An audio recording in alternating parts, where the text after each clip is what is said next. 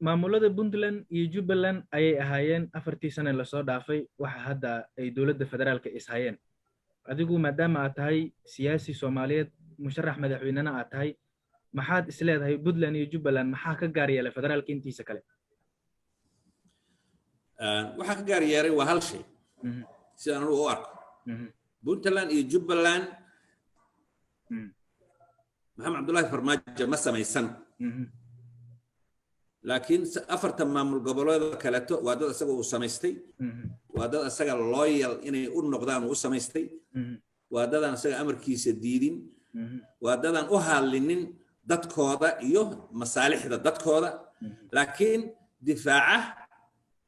madaxweynaha xilligiisu dhamaaday laakiin labada maamul goboleed waa ka madax bannaan yihiin asaguna muuqato oo maskaxiyan waxay u madax bannaan yihiin waxay ula muuqato inay tahay masiirka Soomaaliya meesha la geyn lahaa marka anu waxaan qabaa aragti ahaan waxa lagu kala duwan yahay waa intaas